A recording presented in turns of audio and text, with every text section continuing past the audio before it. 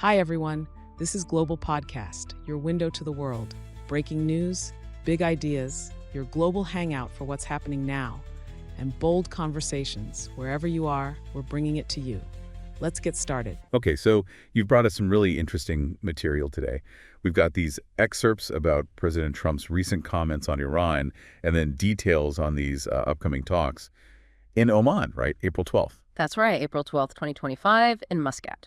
And, we're aiming to go beyond just the headlines here. Yeah, definitely not just another news report. We want to dive deep. What's really going on? What are the core issues, the stakes for the region? Maybe even, wider than that. That's what we're focusing on today. Exactly. We have these different pieces, Trump's statements, the setup for the talks. Our mission really is to unpack all of that. Look at the positions, the history, because you have to understand the history here and the big challenges they're facing heading into these indirect talks. Right, indirect. We'll get to that. So let's start with President Trump. What's his stated position based on what you shared? What's the first impression? Well, it's interesting, isn't it? There's this apparent contrast. He talks about wanting Iran to be a great and happy country. Almost sounds friendly, It does, yeah. Surprisingly so, maybe.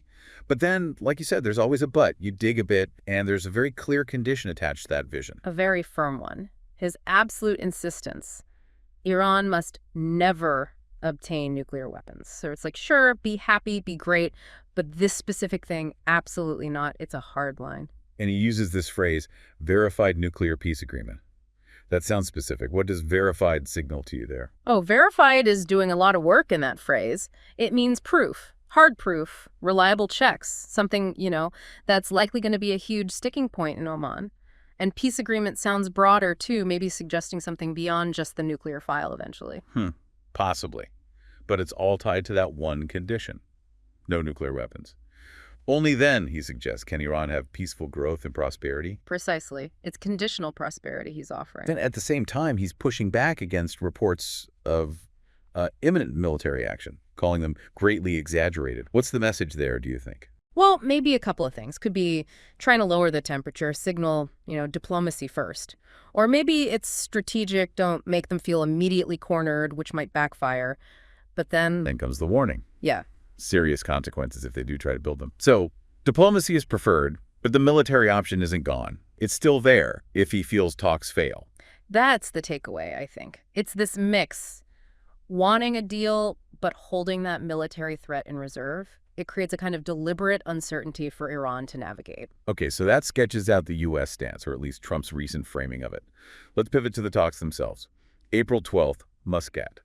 You mentioned, and the sources confirmed, they're indirect talks, even though Trump apparently mentioned direct talks somewhere else. What does indirect tell us straight away? It tells us a lot. The fact that they need Oman's foreign minister, Badr al-Busaidi, to mediate, it just screams mistrust, doesn't it? Yeah. Direct talks imply a certain readiness to engage face-to-face.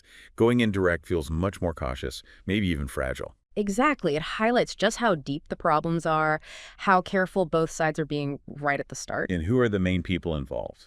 The ones actually doing the talking, even if indirectly. So for Iran, it's their foreign minister, Abbas Araqi, and for the U.S., Special Envoy Steve Witkoff. They're the key figures carrying the weight in Muscat. Okay. Let's get down to brass tacks then. What are they each bringing to the table? What does the U.S. want out of this? Well, number one for the U.S. has to be solid proof, verifiable proof that Iran isn't building nukes, not just promises. They'll want strict limits, probably on uranium enrichment, maybe intrusive checks.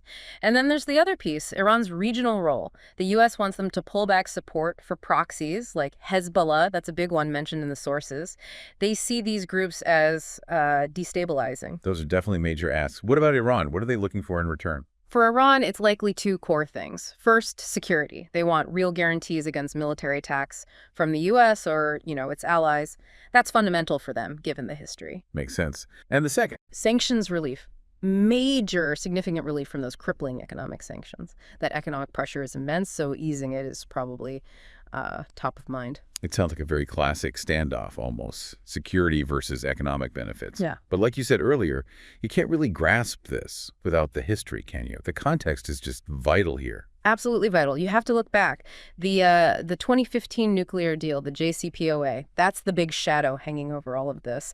For anyone needing a quick refresher, what was that deal essentially about? Right, the JCPOA. Yeah. Basically, Iran agreed to roll back its nuclear program quite significantly. Verified limits, inspections, the whole thing. And in return, international sanctions, the ones related to the nuclear program, were lifted. It took years to negotiate that. Years of work. And then, fast forward to 2018, President Trump pulls the U.S. out. What were his main arguments for doing that? He argued the deal was flawed. Didn't last long enough, didn't cover Iran's ballistic missiles, didn't address its regional action supporting those proxies we mentioned. So he withdrew the U.S. and reimposed sanctions, American sanctions, which really ramped up the tension again. And things haven't exactly calmed down since. The sources mention recent U.S. intelligence, concerns that Iran might be speeding up its uranium enrichment. What's the worry there? Yeah, that's a big red flag. Faster enrichment shortens the breakout time, basically. How quickly Iran could theoretically get enough material for one bomb if they decided to go for it. So that intelligence just adds, well, urgency. And one other factor mentioned, Israeli strikes against Iranian proxies in the region. How might that play into these talks? Well, the thinking might be that those strikes could have weakened Iran's hand regionally, maybe making them more amenable to negotiation, or perhaps more determined to resist. It adds another layer of complexity, really. Definitely complex. So, putting it all together, the history, the recent tensions, what are the biggest roadblocks you see for these talks in Oman? The potential deal breakers? Well, that basic disagreement on format, we talked about Trump wanting direct, Iran insisting on indirect, that's more than just procedure, right? Yeah, it signals that fundamental lack of trust, especially from Iran's side after the JCPOA withdrawal. Yeah. They signed a deal, the U.S. left. It makes starting over incredibly difficult. Exactly. It shows how fragile this whole thing is right from the get-go. Building trust now, that's a massive hurdle. What else? Beyond the trust issue. Iran's just deep, deep skepticism about U.S. motives. They're probably looking at the U.S. demands enrichment limits, curbing regional allies, and seeing it as, an attempt to undermine their whole strategy, their security. Convincing Tehran that Washington isn't just aiming for regime change or permanent containment, that's a monumental challenge. And the stakes, as the sources emphasize, are just incredibly high. This isn't a minor diplomatic shuffle. The outcome in Oman could really shift things in the Middle East, couldn't it? Hugely. For better or potentially for worse. It could lead towards maybe some de-escalation, a bit more stability, or it could fail and lead to more conflict, more uncertainty. Yeah, it's quite the tightrope. You have Trump saying he wants a happy Iran, but also drawing that absolute red line on nuclear weapons, all against this backdrop of, well, decades of bad blood and regional turmoil. Precisely. That's the core tension right there. So, thinking about all this, the history, the positions, the mistrust, it leaves you wondering, doesn't it? What would actually count as strong proof for the U.S. that Iran isn't going for nukes? What kind of verification would actually satisfy them? That's the million-dollar question, isn't it? What does that look like in practice? And flipping it around, what guarantees could the U.S. give that Iran would actually believe? Guarantees about security, about the economy, that would convince Tehran this isn't just another temporary fix. Exactly. What would it take for them to trust the U.S. commitment this time? These are the really thorny issues the negotiators are facing in Muscat. They really are. And understanding this whole tangle, the history, the interests, the suspicions, it's just crucial if you want to make sense of what's happening in the Middle East and how it connects to, the bigger global picture. These talks, they feel like that could be a real turning point. For sure. A story we'll definitely be keeping a close eye on. The implications could be felt for years. Welcome to the deep dive. If you're looking to really get under the hood of complex global issues, you're in the right place. Today, we're cutting through the noise on the escalating U.S.-China trade conflict. Mm-hmm.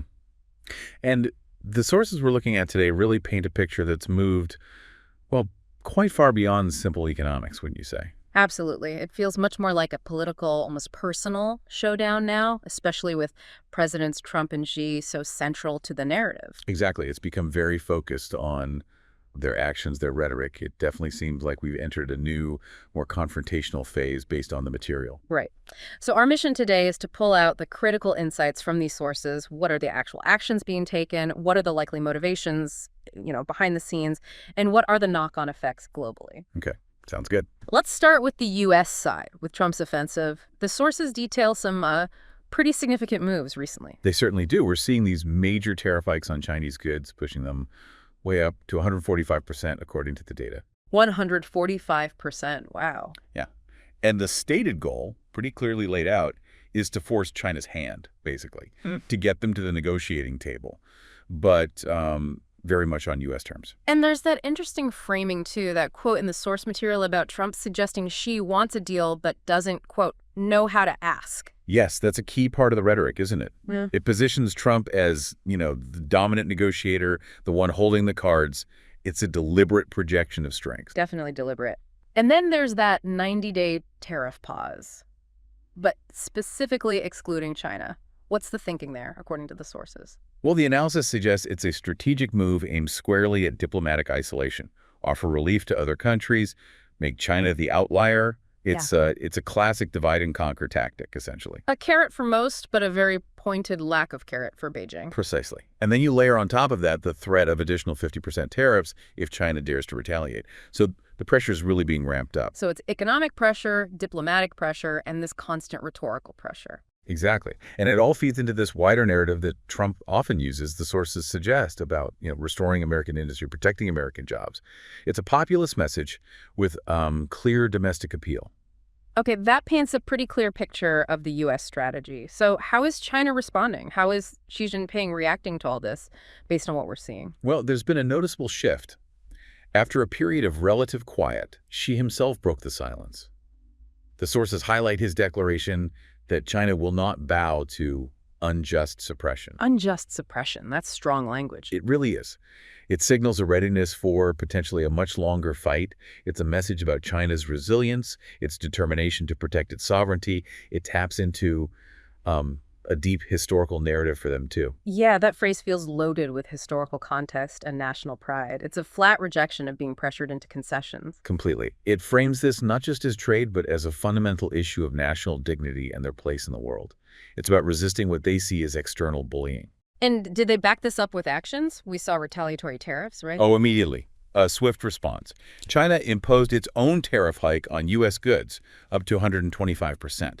So very much a direct tit-for-tat move. So the escalation continues on both sides? Yes. It shows they're not just going to absorb these hits, they're pushing back directly. And beyond tariffs, is China working other angles? The sources mentioned diplomatic efforts. They do. She's been quite active, particularly reaching out to Europe, trying to build a sort of counter-coalition against what he's termed unilateral bullying by the U.S. Trying to frame the U.S. as the disruptive force on the world stage. Exactly. Painting the U.S. actions as damaging to the global trade system and trying to find common cause with others who might be worried about that instability. Which brings us neatly to the global impact. With these two giants locked in this way, what are the immediate ripple effects we're seeing, according to the data? Well, the markets reacted pretty much instantly and quite negatively. Significant instability. Like what specifically? We saw Japan's Nikkei index drop nearly 5%. South Korea's Kospi was down over 4%. And even the Dow Jones opened in the red in the U.S. It shows real anxiety in the financial world. Those are big moves. It shows this isn't just a bilateral issue anymore. The whole world is watching and reacting. Absolutely. And beyond the stock markets, look at commodities. Gold, for instance. Ah, the classic safe haven. Exactly. The price surged. The sources mentioned 24K gold hitting 96,000 rupees per 10 grams in India. That's a significant jump, a clear sign investors are scrambling for safety. So immediate market jitters, flight to safety. What are the longer-term worries analysts are flagging in these materials? The big concern really is the potential for a global recession. The argument is that these escalating tariffs disrupt complex global supply chains, raise costs for businesses everywhere. Which eventually hit consumers. Right. And that slowdown, combined with the general uncertainty, could potentially tip the global economy into a downturn. That's the fear being expressed. And all this back and forth, this tough talk, it must be impacting the chances of actually sitting down and finding a solution. Immensely. The sources are quite clear that the escalating rhetoric has really strained diplomatic relations. It builds mistrust. Makes it harder to even start talking again, presumably. Definitely. When the language is so confrontational, it poisons the well for any potential negotiations. It reduces the likelihood of finding common ground. Okay, let's pivot slightly and look at the leaders themselves. How do their leadership styles, as depicted in the sources, play into this whole situation, starting with Trump? Well, the analysis suggests Trump fundamentally sees tariffs as a key weapon in his arsenal. It's a tool for, punishing rivals, forcing change in global trade rules, and boosting U.S. leverage. A primary tool, not a last resort. Seems that way. Yeah. And his approach often embraces unpredictability, keeping people guessing, aiming for these one-on-one bilateral deals rather than working through existing international structures. It's certainly direct, often confrontational. How does that contrast with Xi's approach, based on the sources? Xi's style is often described as reflecting maybe more political rigidity. There's a huge emphasis on national pride, sovereignty, and crucially, an unwillingness to be seen conceding under pressure. So backing down publicly is perhaps politically very difficult, maybe impossible. That seems to be the assessment. Any perceived weakness, especially in response to external demands, could undermine his position and the party's narrative domestically. So there's a real inflexibility there, driven by domestic political considerations as much as international ones. So you've got one leader favoring aggressive, unpredictable pressure, and another emphasizing resilience and refusing to bow to that pressure. Which leads to this idea of mutual miscalculation that some analyses touch upon. Meaning perhaps neither side fully grasps how the other will react, or maybe underestimates the other's resolve, or the potential global consequences of their own actions. They might be talking past each other to some extent. And Trump continuing to apply pressure, thinking it will eventually force a concession. Might actually be counterproductive with Xi. From Xi's perspective, as the sources suggest, that constant pressure could just be seen as bad faith. It erodes any trust needed for a real negotiation. So even if talks were to restart, the foundation might already be damaged. Precisely. While Trump might see it as building leverage or playing to his base, Xi might interpret it as a reason not to trust any potential deal down the line. Okay, let's try and pull this all together then. As we wrap up this deep dive, what are the absolute core takeaways from the sources we've looked at? I think, firstly, it's undeniable this has shifted well beyond a simple trade dispute. It's deeply personal, deeply political now, centered on these two leaders. Right. The Trump-Xi dynamic is key. Definitely. Secondly, we've seen concrete, escalating actions, these huge tariff hikes, the diplomatic maneuvering like the exclusion pause, the strong rhetoric. These aren't theoretical. They're having real effects. And thirdly, the global reaction. Markets are clearly spooked, signaling wider economic anxieties. And finally, the clash in leadership styles really seems to be fueling the impasse. Trump's transactional pressure tactics versus Xi's emphasis on national pride and resistance to perceived bullying. They seem locked in this dynamic. And based on everything we've discussed from these sources, there's no obvious off-ramp in sight, is there? It feels like we're heading for more turbulence. That certainly seems to be the picture painted by the material we reviewed. More economic uncertainty, more geopolitical tension. A clear resolution doesn't seem imminent. It really leaves you wondering, doesn't it? Thinking about these fundamentally different approaches from Trump and Xi, it prompts a bigger question for our listeners to consider.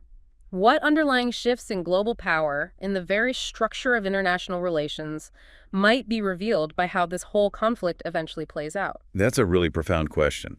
The outcome, whatever it is, could indeed tell us a lot about the future distribution of global influence. Something to definitely keep thinking about. Okay, so you want the important news fast, right? Cutting through all the noise. Yeah, trying to stay ahead. Well, today we're diving straight into something pretty big. The escalating trade war between the U.S. and China. It's definitely heating up again. We've got the latest on these really significant tariff hikes and, what they mean for the global economy, like right now. Exactly. We're seeing immediate effects, global repercussions from these new moves. China just slapped a massive 125% tariff on U.S. goods. Wow, 125%. Yeah, and it's a direct response, you see, to the U.S. raising its tariffs on Chinese imports. The total U.S. rate is now 145%. 145%. How does that break down? Well, it includes that existing 20% tariff related to fentanyl trafficking, plus this new huge hike. Okay, so massive jumps on both sides. And the reaction from China, I heard it was pretty pointed. Oh, definitely. China's finance ministry reportedly called the U.S. actions a joke. A joke? Yeah. Okay, that really signals some serious tension, doesn't it? Absolutely. It's strong language. And, well, the markets certainly reacted. They notice, huh? They did. Major stock markets took a hit almost immediately. Japan's Nikkei, for instance, it fell nearly 5%. 5%? That's a big drop. Huge. And South Korea's Kospi was down too. Then the U.S. Dow Jones opened Friday in the red. So investors are clearly worried about the fallout. That's right. It's a pretty clear sign of unease globally. But interestingly, India's markets didn't follow suit. The Sensex and Nifty actually closed up on Thursday. Yeah, that's an interesting divergence, isn't it? India kind of bucked the trend there. Why might that be? Any ideas? Well, it's a key question. It could suggest maybe that economies less directly tied into the U.S.-China trade flow, or perhaps those with really strong domestic growth stories might be less immediately impacted. Maybe seen as safer alternatives for investment right now. Potentially, yes. Yeah. Or maybe just less exposed. Okay, so not quite a universal downturn yet, but the main worry is this potential for a broader slowdown, a global recession even. That's the number one concern among analysts, yes. These really high tariffs, they're almost certain to disrupt global supply chains even more. And that means? Well, when the cost of imported goods shoots up like that, businesses often have to pass those costs on. Higher prices for consumers. Which can dampen spending. Exactly. Reduce spending, slower economic growth overall. It's a classic pattern. And we are seeing those classic signs of uncertainty, aren't we? Like gold prices jumping. I saw they hit a new high in India. Precisely. Gold surge. 24K hit, what was it, RS 96,000 per 10 grams in India. That's investors running for cover, looking for safe haven assets. A flight to safety. Makes sense. It indicates a real lack of confidence in riskier, more volatile assets right now. So zooming out a bit, what does this tit-for-tat escalation mean for global trade more broadly? Well, the big risk is a significant contraction. I mean, when the world's two biggest economies put up such high barriers, Yeah. it just makes goods more expensive everywhere, reduces competitiveness, and it can ultimately drag down economic growth for many countries. It's like throwing sand in the gears of the global economy. That's a good way to put it, yeah. And interestingly, even though the U.S. recently paused some tariffs for other countries, Goldman Sachs still sees a pretty high chance of a U.S. recession. Really? Even with those other pauses? Yes, they estimate a 45% chance within the next year. It kind of underscores just how impactful this specific conflict with China is for the U.S. outlook. So that relationship is really a key driver or potential drag on their economy. It absolutely is a major factor. And you mentioned Southeast Asia, seeing mixed effects there. That's right. Countries like, say, Vietnam or Indonesia, they're deeply embedded in global supply chains. So they could face challenges, increased costs, disruptions. Maybe an upside too. Potentially. There's also the chance they could benefit. Businesses might look to diversify their operations, move some production away from China to avoid the tariffs. So some could gain from that shift. Okay, so a complex picture, but the main takeaway seems pretty stark. These huge tariff hikes between the U.S. and China are injecting major instability into the global economy. Yes, and significantly raising the risk of recession. Right. These aren't just minor tweaks. This feels like a serious escalation. It is, and the consequences could be really far-reaching. So for everyone listening, thinking about these immediate market jolts, the potential for a recession, maybe longer-term shifts, it really makes you wonder, doesn't it? What strategies might individuals, or businesses for that matter, need to even consider to navigate this kind of global economic uncertainty? Definitely something to mull over.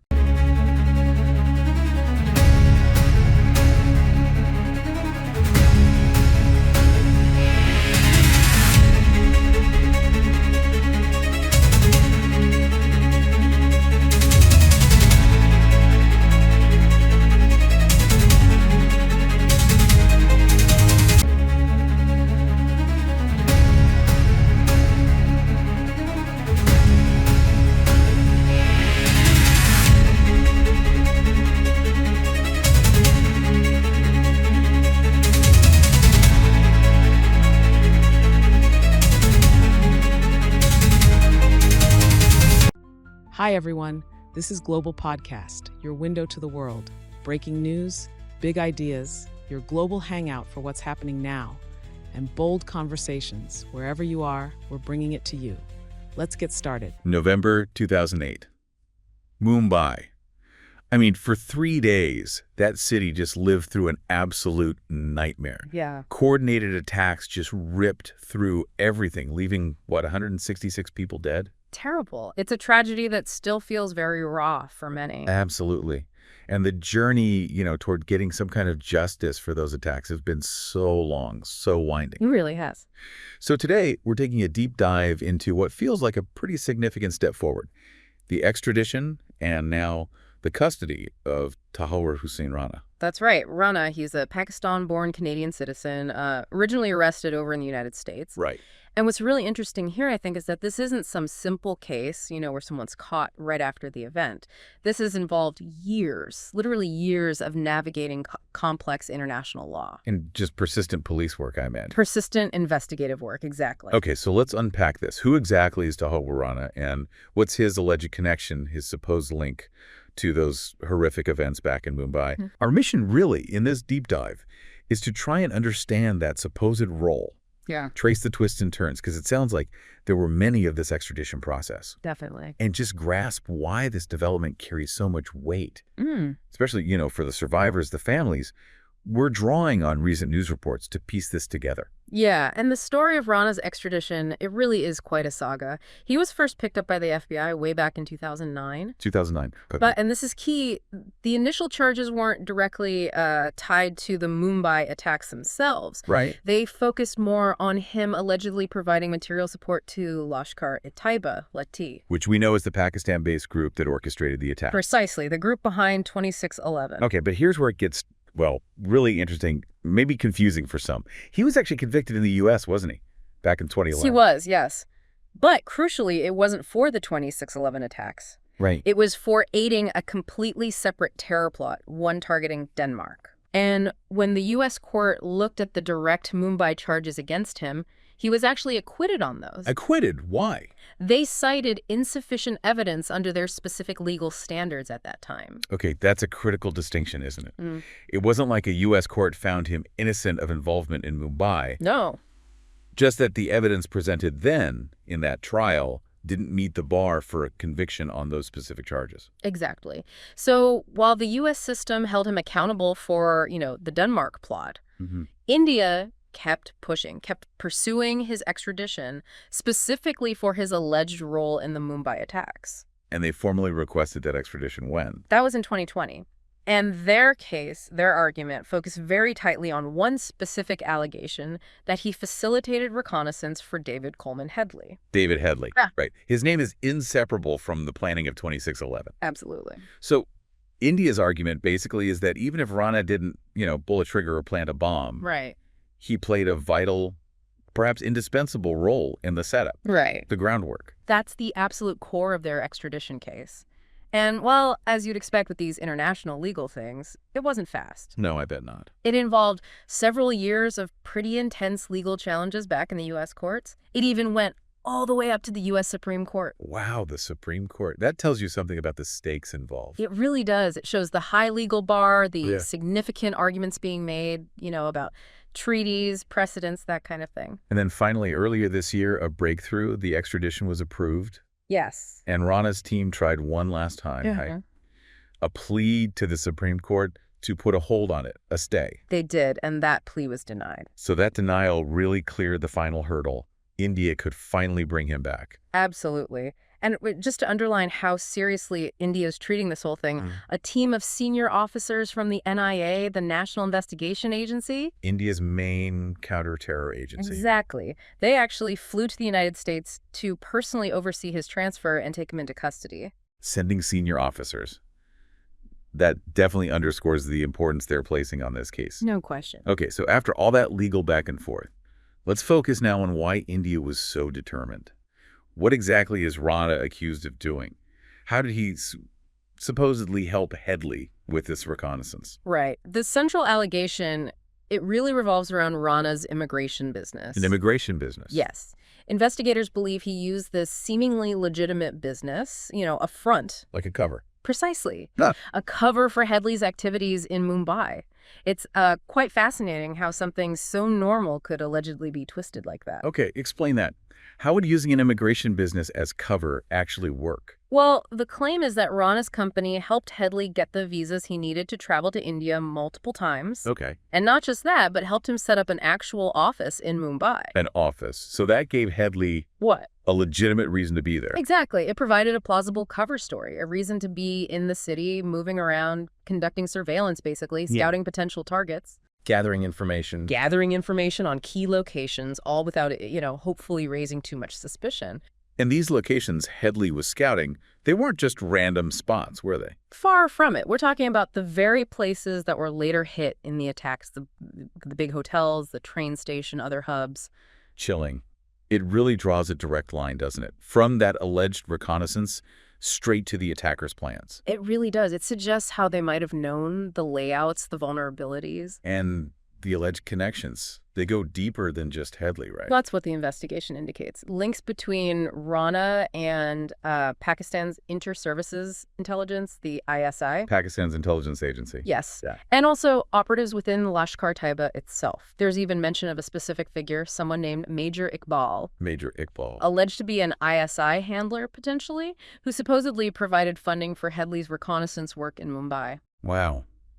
Okay, so we're potentially talking about links not just to the terror group, Loretti, but possibly to elements within a state intelligence agency, the ISI. That's the allegation, yes. That definitely ramps up the seriousness and the geopolitical sensitivity of all this, doesn't it? It certainly adds another complex layer, and there are even reports mentioning alleged conversations between Rana and Headley. What kind of conversations? Reports suggest they discuss specifics, maybe attack logistics, coordination with handlers back in Pakistan.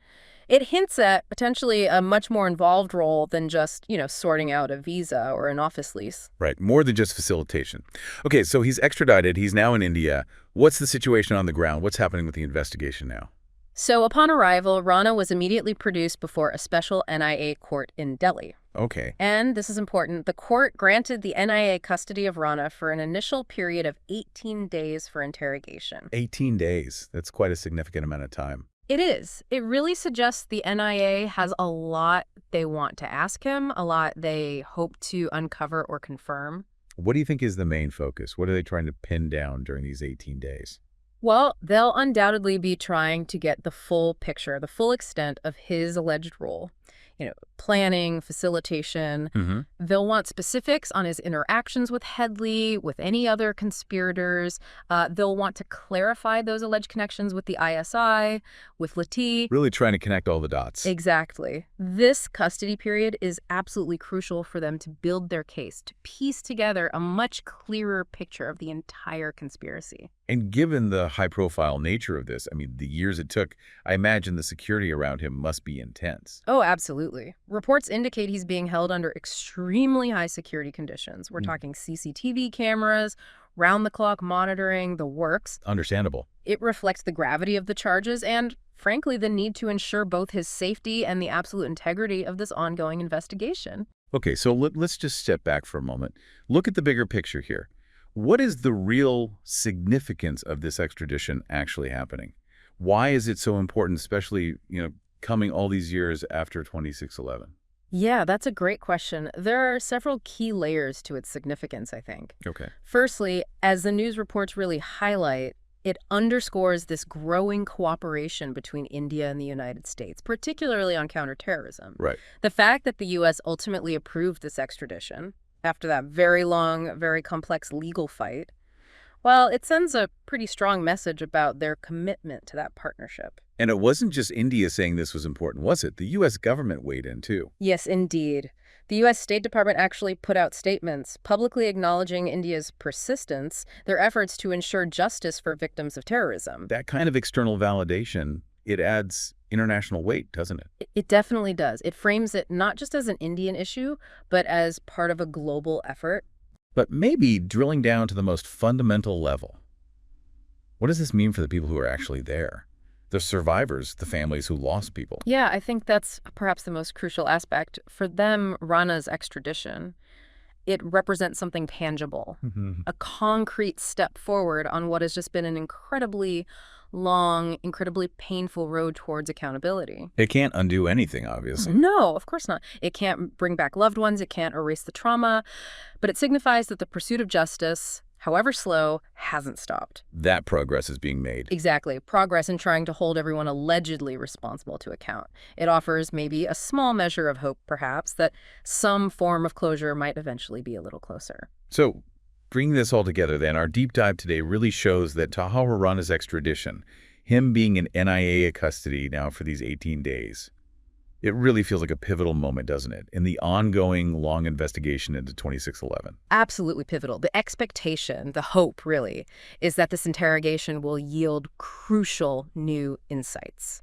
Insights into the whole complex conspiracy behind those attacks. And, this whole protracted legal battle, it also highlights something else.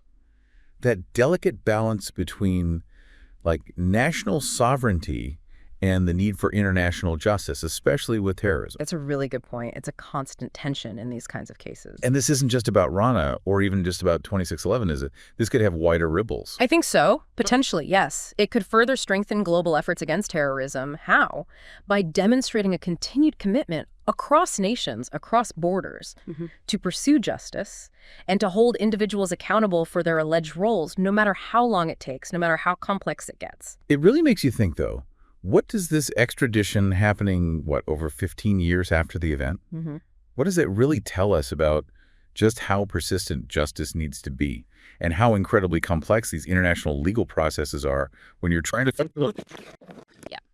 Or maybe consider the flip side, the sheer vulnerability created when seemingly legitimate operations, like an immigration business, can allegedly be co-opted and used as cover for such devastating illicit activities on a global scale. It's only food for thought. So, you sent this over and, wow, this proposed bill to shake up the whole OPT program. Yeah. It's huge. So we really have to unpack this for our listeners, What does this actually mean for international students? And, kind of what are the bigger implications here for everyone in the U.S., really? Right. Yeah. And you've flagged this bill called the Fairness for High-Skilled Americans Act, which Representative Paul Gosar introduced this just end of March 25th, 2025. Wow. And basically it aims to totally do away with the optional practical training program. Seriously, just completely get rid of it. Yeah, that's what it looks like. And we've got, all these news reports coming out about what that could mean, what the consequences could be. Yeah. And that's kind of what we want to do in this deep dive is really unpack all of it. What is OPT? Really break it down, this proposed legislation, what are the specifics, and then, what could happen, what are those ripple effects for students like you who are listening and, just the wider U.S. Yeah, because this is big, this OPT thing, we all kind of hear about it, but I think it's worth just taking a minute to really understand, okay, what is it at its core? What is the purpose of this optional practical training program? So yeah, think of it like a launch pad. Yeah. It's basically this program that lets international students who are here in the U.S. on F1 visas, those are student visas, right, to actually get some work experience in their field after they graduate. Okay. And this is important, specifically for people who graduate in STEM fields, so science, technology, engineering, math. Right. They can work for up to 36 months. Wow, 3 years. Yeah, and it's really meant to be like a bridge, to give them some of that early, real-world experience that can then lead to something more long-term, like an H-1B visa. So it's not just any job, it has to be in their specific field. Exactly. Okay, got it. And, it sounds like a pretty crucial program, especially for students from, certain parts of the world. Oh, absolutely. And if we look at the numbers, Indian students, it's a huge deal for them. Yeah. So just in the last academic year, 2023-24, over 97,500 students from India were in OPT. Wow. That's a lot of people. It is. It's a huge jump, actually, 41% more than the year before. Really? So they're the biggest group using it by far. Wow. So when we talk about, potentially ending OPT, this is going to affect a ton of people, a lot of them from India. A lot of them, yeah. And, you were listening. Right, this matters to you. Exactly. Okay, so let's really zero in on this, this Fairness for High-Skilled Americans Act. What are the key details here? Okay, so Representative Gosar introduced it late March. And the main goal is pretty straightforward. Right. It wants to completely get rid of the OPT program by changing the Immigration and Nationality Act. Okay. And the reason they're giving, from what we're seeing, is this idea that OPT gives foreign graduates an unfair advantage. And the argument is that, companies are more likely to hire them instead of American workers because of it, and that it hurts the U.S. workforce. Right. So it's all about, making things fair for American grads. Exactly. Got it. So what happens then, if this bill actually goes through, what happens to all these international students? It would be a big change, and it would happen fast. Yeah. Basically, when they graduate, they've got two choices.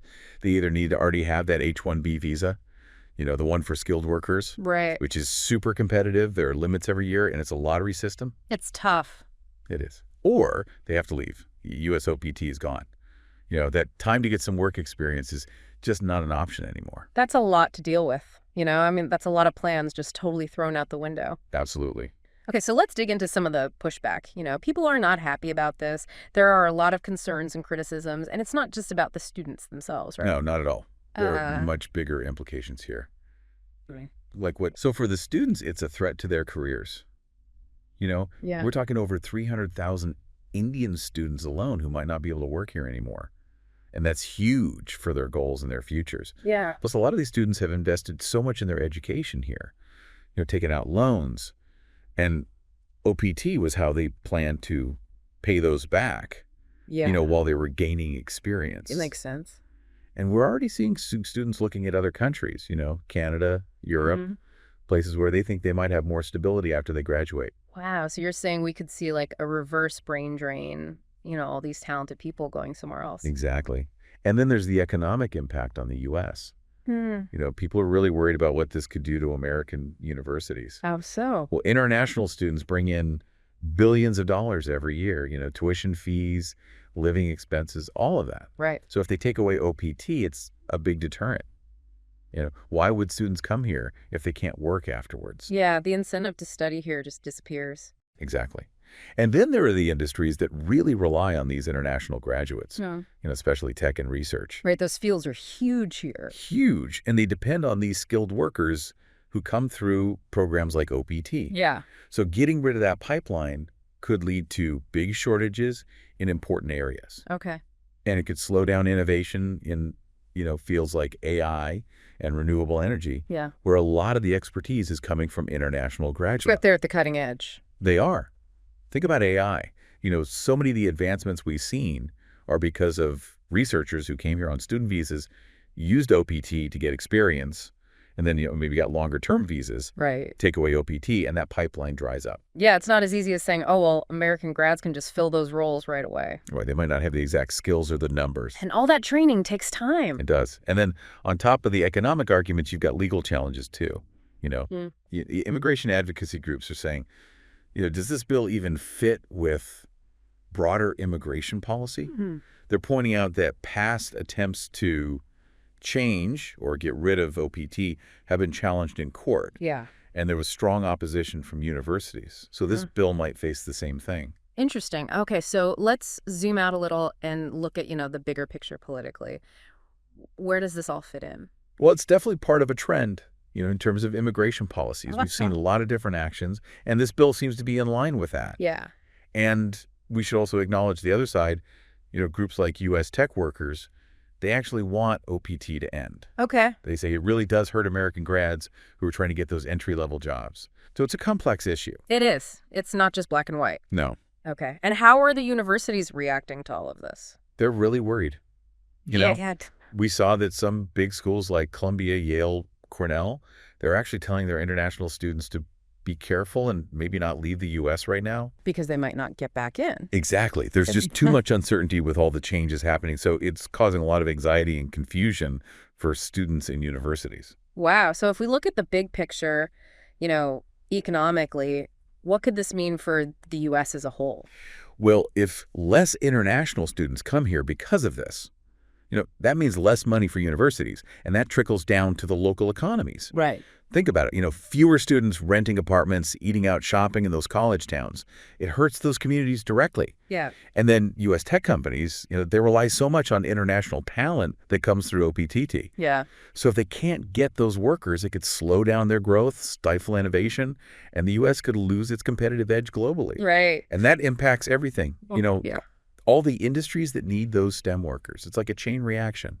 Yeah, it really seems like a decision with huge consequences for everyone and everything. Education, the economy, even the U.S.'s reputation as a leader in attracting global talent. Absolutely. Yeah. It's not just one thing. It's a whole web of interconnected things. Okay, so let's sum it all up. We did this deep dive into this proposed bill to end OPT. What are the key takeaways here? The big ones are that Representative Gosar's bill has caused a lot of uncertainty and worry, especially for international students. And Indian students are going to be hit the hardest. Right. The potential consequences are massive. Hundreds of thousands of students could lose their chance to work here. U.S. universities could lose billions of dollars, and we could see major shortages in key industries, particularly tech. Yeah. And it's important to remember that this is all happening within a larger political context, and there are different opinions about how OPT affects American workers. Okay, and we should also say that, this bill isn't a done deal, right? Yeah, it's got a long way to go. Yeah. It has to pass the House and the Senate, and then the president has to sign it. So there's still a chance it might not happen. Absolutely. And given all the potential pushback and, just the complexity of it all, it's hard to say what's going to happen. Okay, so as we wrap this up, I want to leave our listeners with something to think about. What's the big question here? Right. How do we balance attracting global talent with ensuring opportunities for American workers? That's the core of it. Or maybe it's even bigger than that.